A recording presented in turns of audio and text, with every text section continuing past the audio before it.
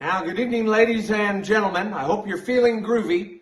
Live from Melbourne, Australia, let's really hear it for Plastic EP. Come on, let's hear it. It's Popstar Mania. Do you want to say yeah? It's old Popstar Mania. Traveling style, traveling shame.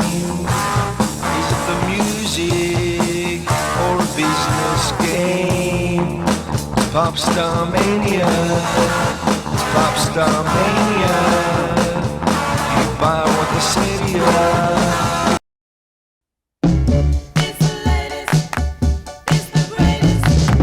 Mashed potato.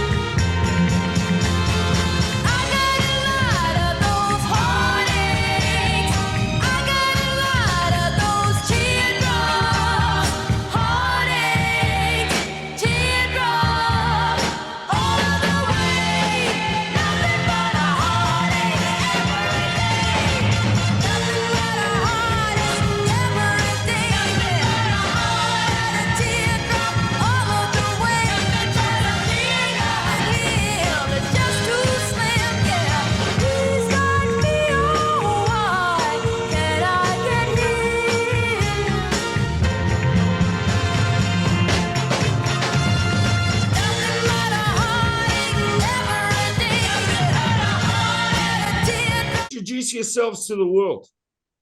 Hi, I'm Shirley. My name is Ernestine. I'm Viola Billups, aka Pearly Gates. I'm Viola. Ernestine. Shirley. I just want to congratulate you on the fantastic hit. I mean, Nothing But a Headache to me is one of the greatest songs ever written and recorded. And you ladies are so great there, singing around that castle and doing it the way it is now. And someone's actually gone on YouTube and actually highlighted it even better as an official video. How was it when it was a hit for you ladies? It was fantastic. As a matter of fact, I think we too believe that Nothing But a Heartache was one of the best records in the world, especially the intro. We're very, very pleased that we were given that song to record. And I must say that it has kept us working throughout the years. We had the best time ever, the very best time. There's a brand new album about Paul McCartney called One Hand Clapping, and it features more tracks than the bootlegged video version of. They did not release the video footage. People don't know that, but I've seen it through the bootlegs that we've had over the years.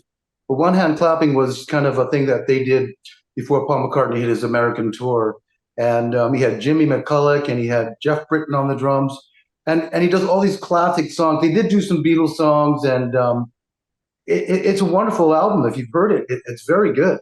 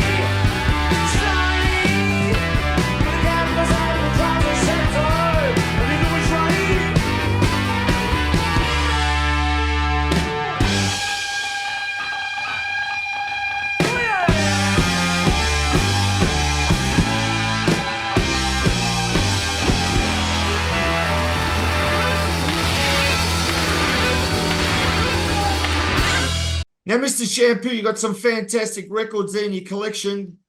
Tell everyone about them. Well, I don't have as much as you guys, but you know, Popstar Mania is to feature all about music and you know what we like. And here's what we have in our albums that maybe somebody doesn't have, or they do have. This one here is Georgie Fame. We all know who that is, don't we? Georgie Fame. Fame, and he had his band called the Flames. That's right. All right. All right. Here's a gatefold album of Elvis in Hawaii, and I'll show you what it looks like on the inside. You know, that's just beautiful. You know, I love it.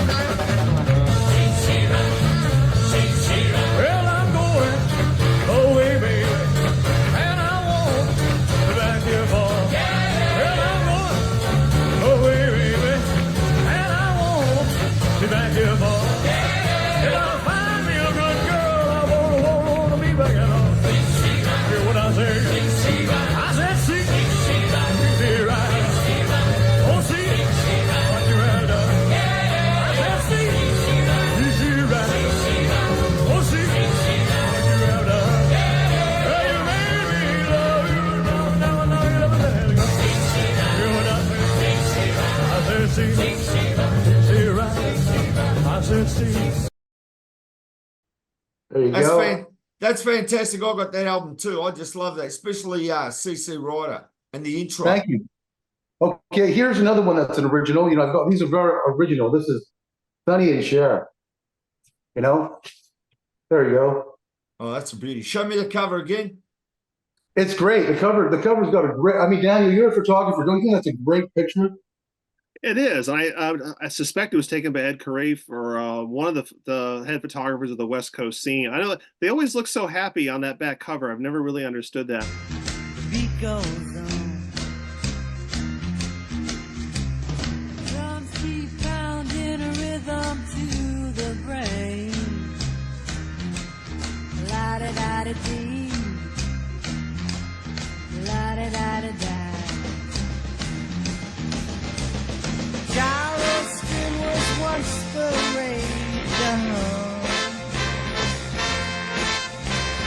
History has turned the page.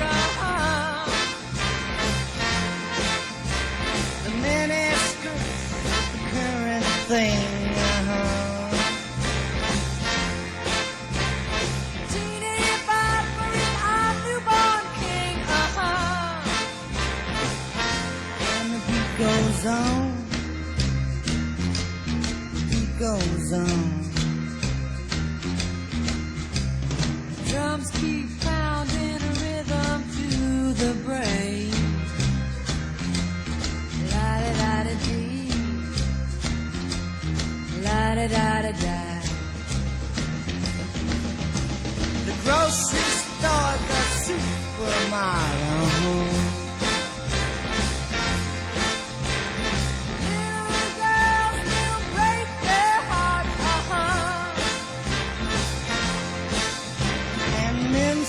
keep on marching off to war. Electrically they keep a baseball score.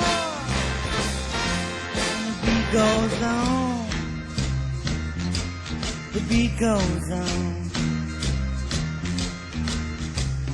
Drums keep pounding a rhythm to the brain. La-di-da-di-dee, la-di-da-di-da. Grandma's sitting in chairs and reminisce. Boys keep chasing girls to get a kiss. The cars keep a going fast all the time. Mom still cries, hey buddy, have you got a dime? And the beat goes on. The beat goes on. Drums keep pounding a rhythm to the brain. La-di-da-di-dee, la-di-da-di-da. And the beat goes on. Yes, the beat goes on. All right, so this is my Charlie Rich album from the 70s, and you can see that it has that most beautiful girl in the world. And I think you can still say that about women today. And I left the plastic on it. And that's why I like Pop Mania, the show, because we can feature stuff like this and show you what we have, because it's just in our collections. And that's what Plastic EP wanted us to do. Another Charlie's Charlie Pride, one of my favorite songs, Mountain of Love.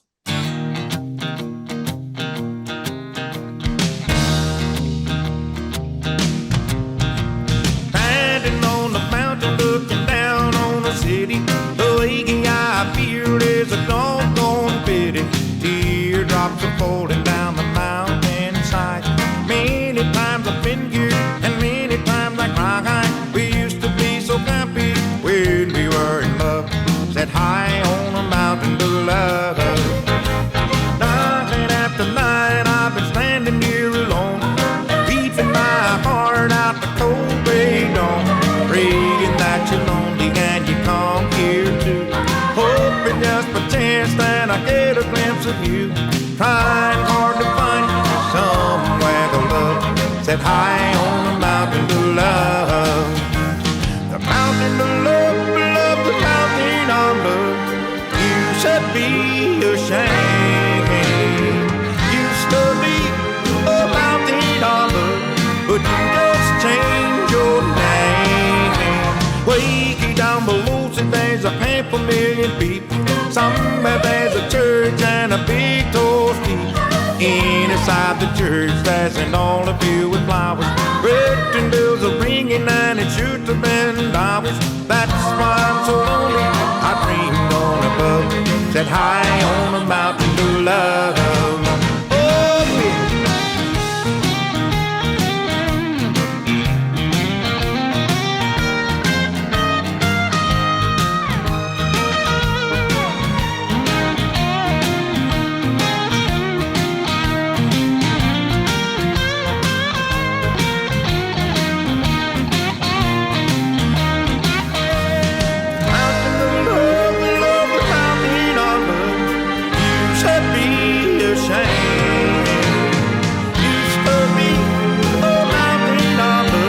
But you just changed your name.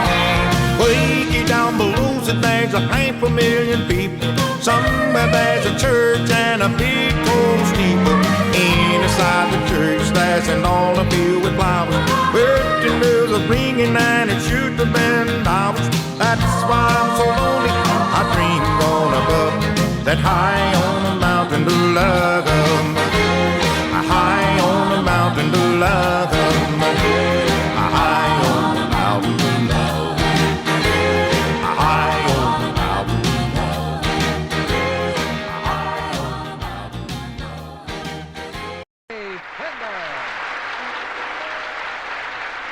love. Wasted days and wasted nights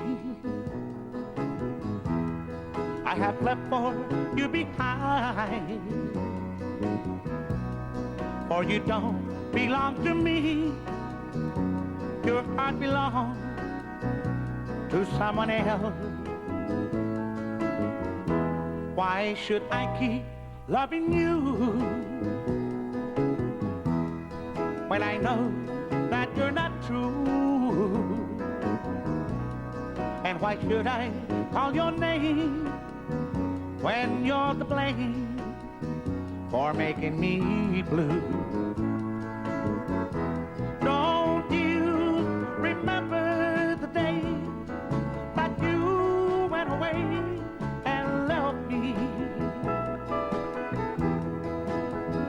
I was so lonely, prayed for you only, my love. Why should I keep loving you when I know that you're not true? And why should I call your name when you're to blame for making me blue?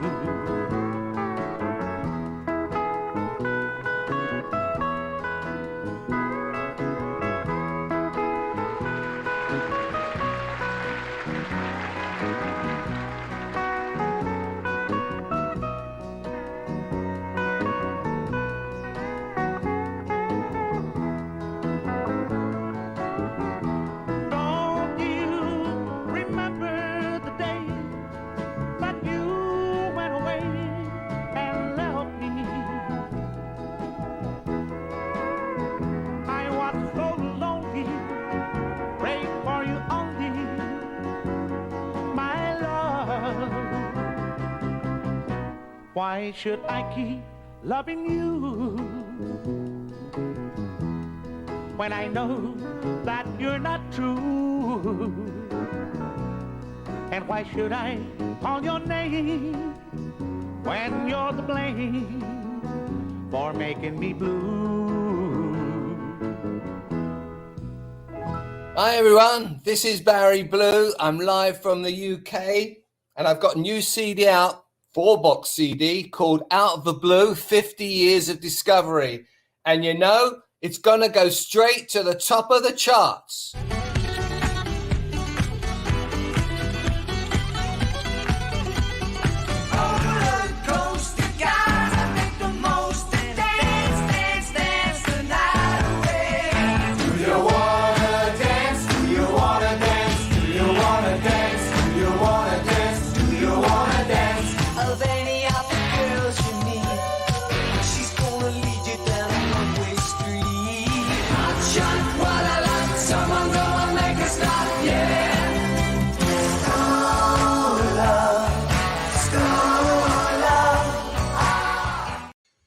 Welcome, Barry Blue, to go straight to the top of the charts. And let me tell you, Barry Blue, Every Greek in Australia in 1973, when that song came out, and Dancing on a Saturday Night was #1 with every Greek in Australia and Australians dancing along out of their new cars. I wonder why. I wonder if it was the bouzouki. I got a feeling it was. Because let me tell you, it's definitely the bouzouki. And I'm going to tell you, my background is I'm born in Australia, first generation. My parents were Greek, and it was blaring out of our car radio, and everybody was dancing. And how does it feel to have a song that highlights the bouzouki and is one of the greatest songs ever recorded? Oh, I love you. It goes back to Zorba the Greek in 1964. There's no pop song that actually highlights the bouzouki. And to me, you are like a god. We're not worthy, we're not worthy. I wonder what you're like at 9 o'clock in the evening, because you've got a lot of energy, my friend. No, seriously, Barry, I've got to pay compliments where they're due, because in all seriousness, I was 15 years old, and it's that song that's in your life, and you don't know how happy that makes people even today. It's just one of the greatest songs out there, believe me. It's a great summer song. I'll give you that, and it is played throughout summers, and it's been a very good song for me over the years. And I love the bouzouki. I love all ethnic instruments on my records. I've always tried to do that with you know, from my first hit, and then I had a hit with Lindsay DePaul, and on that record we put on a sort of, it was a gypsy violin.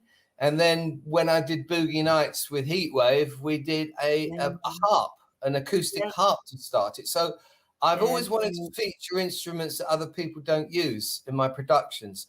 And I had a good mate who had a Greek taverna in a part of London called Chalk Farm. And his name was Andreas Tomazis. And Andreas was a great bouzouki player. And he was always playing on a Tuesday and a Saturday night. And one night we were having a meal together. And I said to him, look, I've got this new song that I really, really want something different on it. And I think Zorba the Greek was in my mind as well. And I said to him, look, come down to the studio because I'm only 2 miles up the road. Bring your bouzouki. Let's see what happens. And he brought his bouzouki, and we went through, you know, what I considered to be a good melody, and he recorded it, and the rest is history. And now I've got to ask you, Barry, have you been to Greece? Have you actually gone to Greece? Yeah, I love Greece. Yeah. Yeah, but I want to know now. Tell me some stories. Have Greeks come up to you and go, Barry, we love your song. It's like part of the Greek culture. Has anybody told you that from the Greek community? Well, unless I got Barry Brew written across me, they don't know who I am. It's been so long. But I got to say, those silk pants, they did it. The really? Barry Blue, and let me tell you, the 50 years, right, out of the blue now, the big box set that's come out. Please tell everybody about it. What's actually in it? Well, you know, last year I did something. I did a single album with 10 tracks on it of songs that I'd loved of my own, if you like. You can love your own songs. But these are songs that were special to me, and it was called Boy in the Moon. And then an enterprising record company comes up to me and says, look, you've got this new box set, but why don't you put it together with all your old tunes that everyone loves? Plus, if you've got any unknown gems that you've been working on in lockdown, which I had, you know, in this lockdown we've had, which has been horrendous, it's given creative people time to go through stuff that they've forgotten about. And that's what happened to me. I went and found nearly 20 tracks that I hadn't finished, including my versions of songs like Sugar Me, which was a big hit for Lindsay. Oh, yes. And I Eat Cannibals, which I did which was quite a big hit for a group called Toto Coelho. And these were all the original demos I did for these songs. And what we decided to do is put them all on this 4 CD album, which is called Out of the Blue, 50 Years of Discovery. And also it's my 50th year in the business. I've actually been in the business longer than 50 years, but that's long enough. Now, can I ask you, Barry, have you still got the blue pants and the top that you did for that film clip? Dancing, have you got it dancing on a Saturday night? Have you still got the outfit? There is a funny story about that. I actually gave all my suits away to charity many years ago. And then one of my friends, in a gesture of, I don't know, anyway, he decided to buy them all back. So he gave the money to charity, bought them all back. And one day, and it was at it was a big birthday party for me. I think it was my 60th. He comes in, knocks on the door, and he comes in with my suit on. I'd given to charity 20 years earlier. And all his friends came in with all the other suits. Fantastic. That's brilliant. I love that. The funniest thing was they actually didn't fit them then because, you know, it was this is 40 years further on. But it was a very funny moment, I have to say. So you must look after them, Barry. You must look after them. I did look after them, but I made sure that they went to charity and then they sold off, you know, for hospices, for hospitals, and that's what I wanted to do. Yeah, fantastic. Now, Barry, I want to pass you on to the sensational Sabine, who's going to tell you about your fantastic chart success. Well, Barry knows all about his hits. I'm just going to reiterate everything, but for everybody out there. So Barry, what happens is that you change your name from green to blue, and then all the songs hits for you, you know? I mean, Well, the thing yeah. is, you know, in essence, but Dancing on Saturday Night, we know it's such a feel-good number. So number 2 in 1973, then you've got the remix in 89. That was fabulous. Australia, number 2. Then Do You Want to Dance, 1973. And then you've got School Love. And they just go on and on and on. And then, you know, you're such a fantastic producer too. And you know, as you mentioned, Heatwave. Wow. You know, all these artists, that's just credits. And then you must feel so proud. And, you know, all these things. What a CV. I mean, it's just absolutely glorious. It's been, yeah, it's been, what's the word for it? I've never stuck to one kind of area in business, in the music business. I love writing songs. I love writing lyrics. I love singing. I love producing. So I kind of can't be pigeonholed. You know, a lot of people say, well, what do you do? And I say, well, I do loads of stuff. I've just run the whole gambit of being in the music business, which I love, for so many years. And, you know, this 50 years anniversary box set is is the culmination of all the years I've done in the business. And people have said to me, well, what, you know, that's it now. Surely you're going to retire. Oh, come on. Why? Who retires in the music? Why would you retire? I mean, you're creative. You're highly creative, you know. And I wanted to ask too. I mean, I've got the single Dancing on Saturday Night. Love that. And I just wanted to say, because I watched 3 times in a row last night, you know, Do You Want to Dance? Another upbeat, feel good, happy. Love it. I mean, you must have enjoyed doing that. I mean, I know it's all part of the course. You have to go out there, perform and look at the business like a teeny bopper idol and all the rest of it. I mean, what were your memories of that? You know, it's just like, it's fabulous. Well, you know, the strange thing is I never set out to be an artist at all, ever. I always set out to be a songwriter. And along with my co-writer, who was Lindsay DePaul, we all kind of, we joined, there was a situation in America called the Brill Building, which was Don Kirshner, who was a very famous American entrepreneur who put together the Monkees and the Archies. And he also looked after a stable of songwriters like Neil Sedaka, Goffin and King, Lieber and Stoller. And he wanted to make that situation happen in the UK. So ATV Music and Don Kirshner started a publishing company, of which Lindsay and I were the first songwriters signed to it in 1971, I think. And our job was to write songs. That was it. We would go in at 9:30 and clock on and clock out at 5:30 and write a tune. And at the end of the week, we all had to kind of take our songs to the A&R department, where they'd all sit down and say, well, show us what you've written and who's this for and who's that for. And we wrote these songs and no one recorded them. So we sat down and we thought, well, what are we going to do with all these songs we've been commissioned to write? Anyway, what happened was Lindsay then decided she'll take her demo to a manager who said, why don't you put that out yourself? It sounds great. And so Sugar Me was released, a massive million seller around the world. And then a year later, I did exactly the same thing with Dancing on a Saturday Night, because every act turned it down, from the Osmonds to whoever. Really? No one wanted to record it. So I did it myself. And that's where Andreas Tomazis comes in and puts on his wonderful bouzouki, and the rest is history. And I'm a great fan with the Greek. You So know, Barry, I got to tell you, Barry, what you told me now about Don Kirshner is very important, right? Especially for Monkey fans, because no one knew that he tried to set up something in London, was it? He wanted to do a stable like the Brill Building, and you were the first one to write songs, you and DePaul. That's an unbelievable story. No one knows that. No, it's, I mean, it's all in my biography, which will come out one day, called Barry Who? ? Well, let me tell you, Barry Who, as soon as it comes out, Barry Blue, about Barry Who, you tell us, because we want to tell everybody in the world here first. But not only that, Barry Blue, we want to honor you. So, Sabine, can you tell me about the charts, his number ones? It's the number one in Australia, Dancing on a Saturday Night. Number 2 in 1973, and there was a remix in 1989. and in Australia it was number 2 as well. And then, you know, they just go on. Number 7, School Love, and it's just like goes on and on and on. You know, Hot Shot, everything.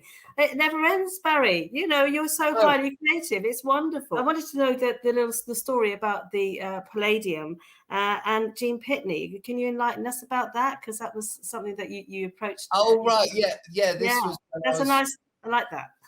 I was at school, and my school was about 2-mile walk from the London Palladium, and I was 14 years old. I'd started to write songs. This is pre-Don Kirshner, obviously. This is very, very early in my life. I started to write songs, and I was quite a cocky kid. If I thought something was good and I wanted to get it done, I did it myself. I didn't mess about. So I had my school uniform on, my satchel, and a song that I'd recorded on a little tape recorder at home with my beaten up guitar. And I thought, you know what? This is a great little song for Gene Pitney. I mean, who thinks like that? But so confident, very confident. I had confidence. So I had my school uniform on, went to the London Palladium where Gene Pitney was doing a week at the Palladium, knocked on the door of the stage door, and some burly bouncer came out and he says, "What do you want, son?" I said, "I want to see Mr. Pitney." Yeah, right. "What do you mean you want to see Mr. Pitney? Go back to school." So I said, "Look, if I can't see Mr. Pitney, can you give him a parcel for me?"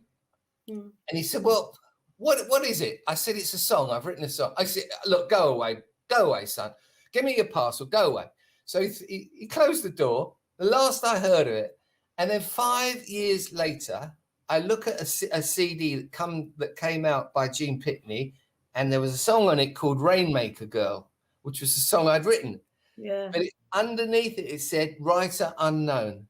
Got to put my name on it. And there was no forwarding address. So he recorded the song.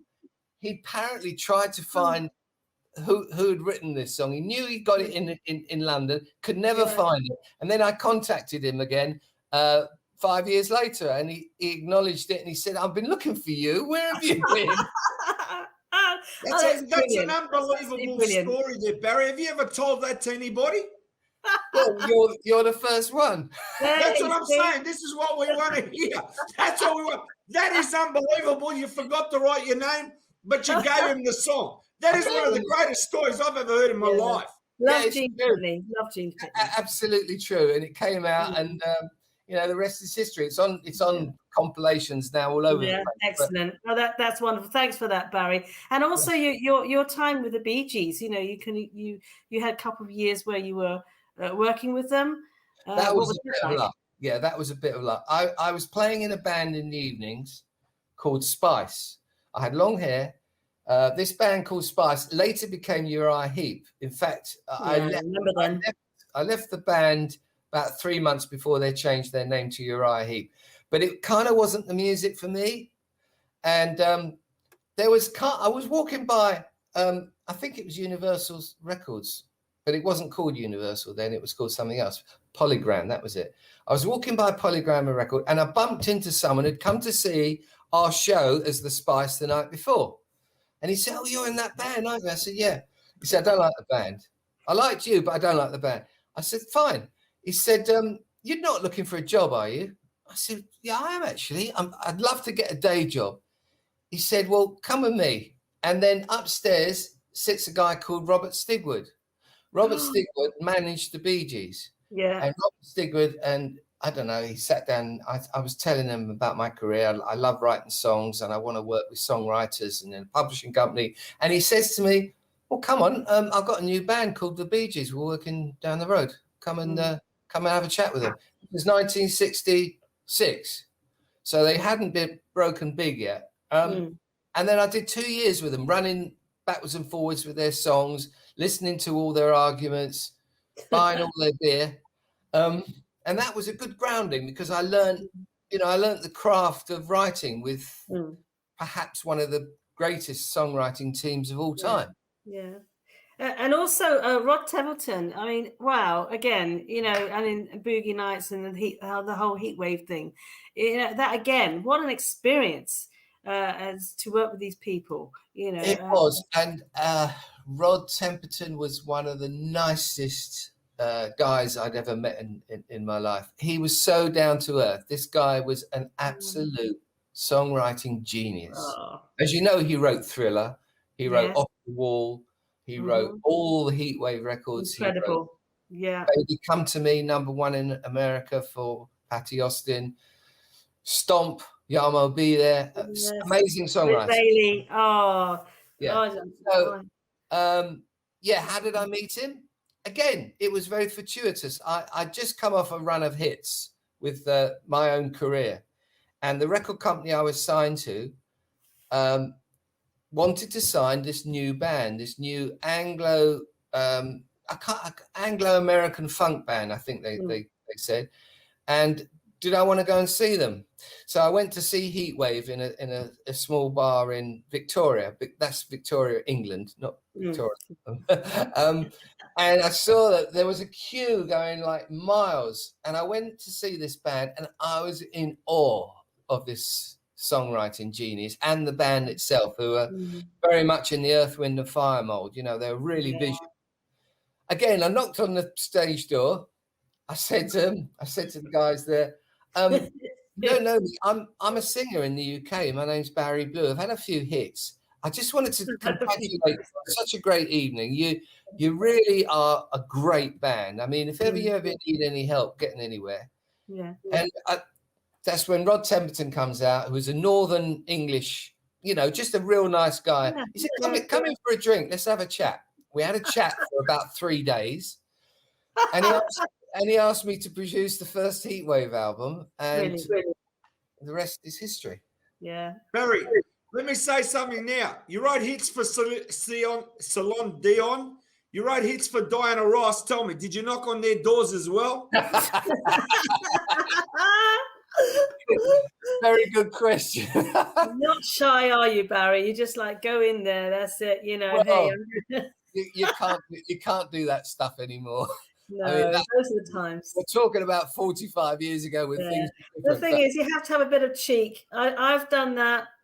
Plastic's done that. We all have a bit of cheek, but it's done with the greatest of intentions, and it usually works out.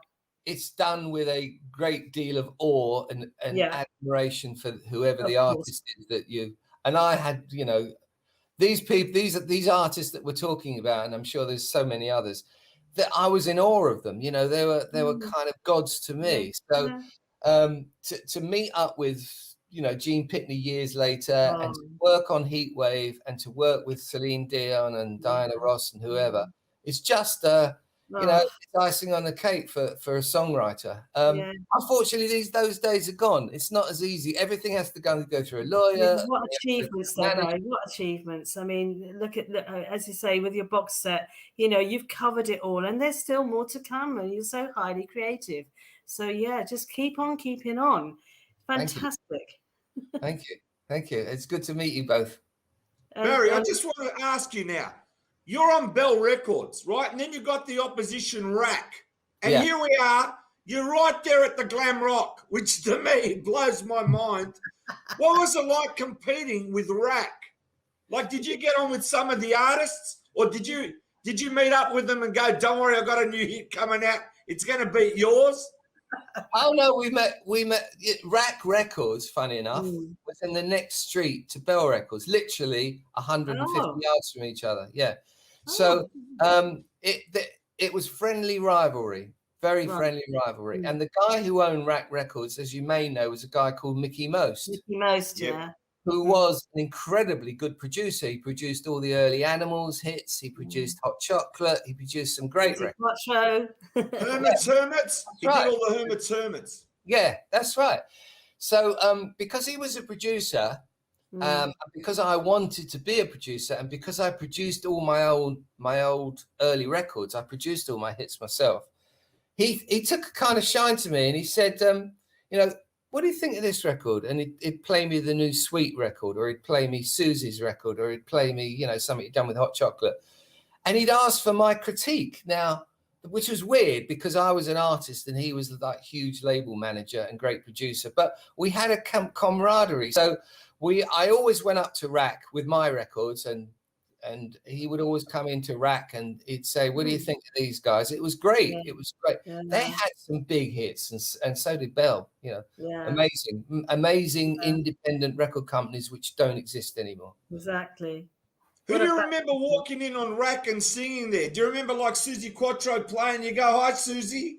You know, Susie's the greatest poker player I've ever played with on a plane. Oh, she didn't tell us that, did she, Plastic? No. She is one hell of a poker player. I was on a plane journey with her to the States. We happened to be sitting right next to each other when I was going over to record Heatwave.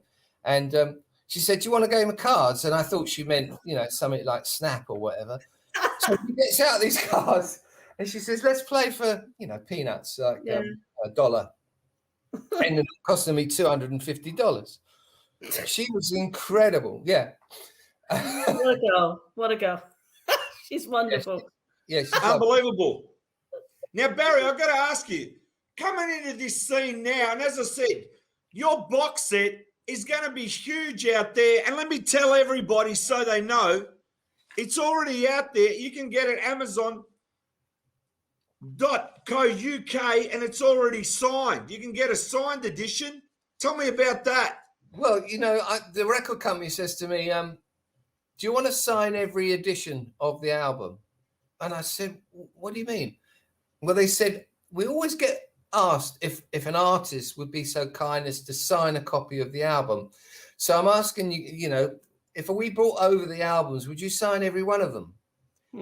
4 days later, I'd signed every single album, and every album that anyone picks up in terms of physical has got a signed picture of me. Oh, fabulous. Barry, have you got that with you? Have you got the box set with you? You can show us?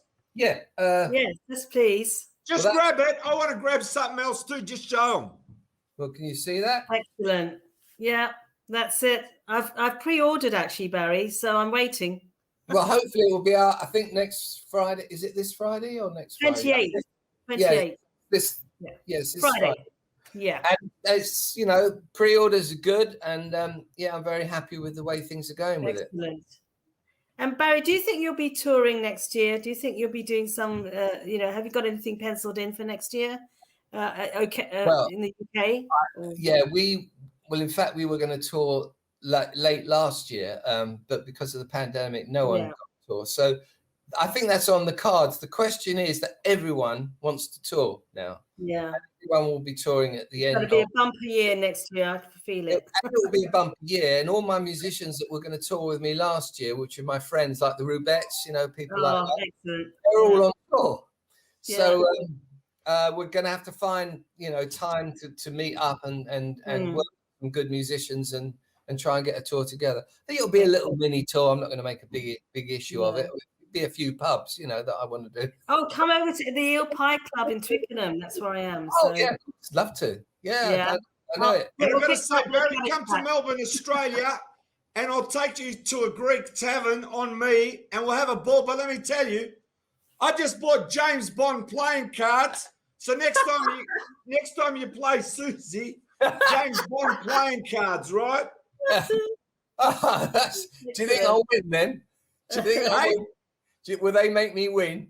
I want to show you because it's very hard with this screen, right? It's very hard to show you these cards. Look, how great is this, Barry? James Bond playing cards. Wow. They are worth it. They're worth a fortune, aren't they? No, I got them on the net. You can buy them. He gets everything on the net, Barry. He's always on Just the for net. you, Barry. Make sure you go and buy them on the net. They're not dear. All right. Maybe that will help my game. I'll try that. Next time you see it. Now, what was it like being on the same record label as the Bay City Rollers? I knew them well. Tell me a little bit about the Rollers because they were great. How big were they? They were massive. Yeah. They were the biggest act of their day. And they were really nice guys, all kind of, what I would say, kind of a little wet behind the ears, very innocent, very unaware of how appealing and big they were going to be. And they were kind of sucked up in the great kind of music machine, unfortunately, because they should have done a lot better when they left the Rollers, or when the Rollers split up. And I was very upset recently to hear of Les McKeown's demise, because Les was a good guy. I met him about 6-9 months ago on something, and you know, unfortunately they got screwed a little by the business. But what a great band, and what a great career they had. And also exactly. And I just want to read you out a few texts, right? Yeah, just a couple. Good to see you, Barry Blue. I like this one. Oh, Phil. Great fun interview. Enjoying the report and the anecdotes. Now let me tell you. Thanks, Phil. Appreciate it. I've got to ask you all the links. I can tell you now, www.barryblue.co.uk, twitter.com/Barry_blue. And also, as I said, check out his Facebook, which is www.facebook.com, Barry Blue Music. That's it. Do I do my homework or don't I, Barry? You do it very well, Plastic. I mean, and I got to tell you, Barry, don't go yet. Just wait. Don't leave us yet, because I want everyone to have a look at the box set one more time.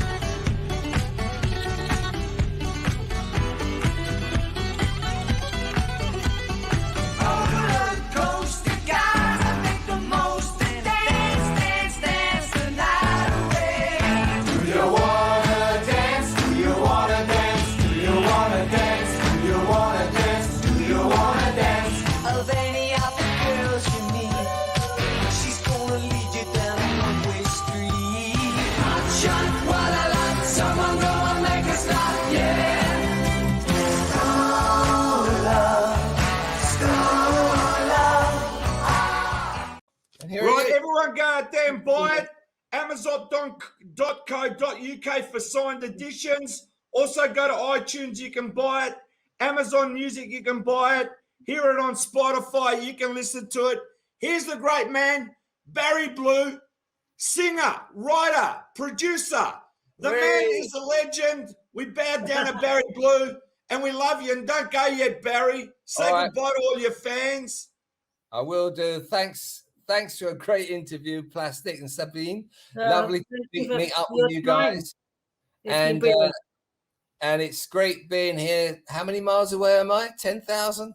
God knows. Barry, I want you to come to Melbourne, Australia, and we'll catch up. And as I said, we're going to a Greek tavern on me. I can't wait. We'll be playing dancing on a Saturday night in my car. Yes, and he'll you know what? I'm thinking of coming to Australia early next year. So Let's come. Let's come. We'll be ready. My wife's going to make a Greek meal for you too. Great. Love it.